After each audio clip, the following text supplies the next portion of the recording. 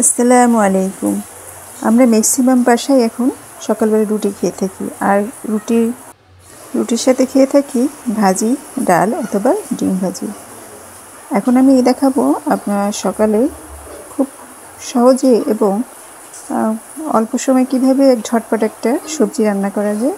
আমি সেই রেসিপি দেখাবো, আশা করি আপনাদের উপকারে আসবে।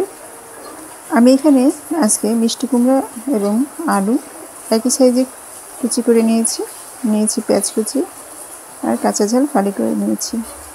প্রথমে আমি একটা হাঁড়ি চুলে বসিয়ে দিয়ে দিলাম সরিষার তেল, দিলাম জিরার গুঁড়া, তারপর দিলাম কালো জিরা, শুকনো ঝাল। আমি সবগুলোকে ভালো করে একটু ভেজে নিচ্ছি। ভেজে নিয়ে আমি দিয়ে দিচ্ছি পেঁয়াজ কুচি এবং কাঁচামরিচ ফালি করে দিয়েছি। এবার ভালো করে ভেজে নিয়ে দিলাম লবণ আর দিলাম সামান্য হলুদ। হলুদটা অবশ্য না দিলেও হয়, অবশ্য হলুদ একটু কালারটা একটু ভালো আসে। ঈদের নিয়ে অনেক রেস্টুরেন্টে হলুদ ছাড়াও সবজি রান্না করে থাকে। যাই হোক, একটু ভেজে নিয়ে আমি এখন দিয়ে দিচ্ছি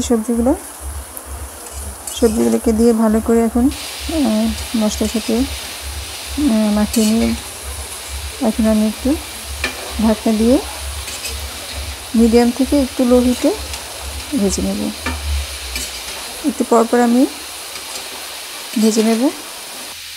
আপনারা যে জানেন মিষ্টি কুমড়া রয়েছে প্রচুর ভিটামিনের, আর এটা খুব সহজে সেদ্ধ হয়ে যায়। আমি ঢাকনা দিয়ে দিচ্ছি এবং লো থেকে একটু হাই হিটে ভেজে নেব।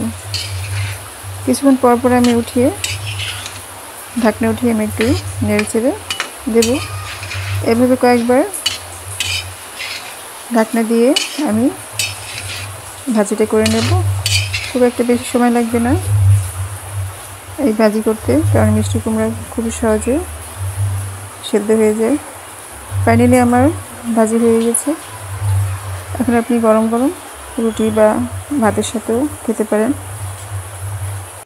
আর এই রেসিপিটি যেমন টেস্টি সেরকম পুষ্টিকর এবং হেলদিও।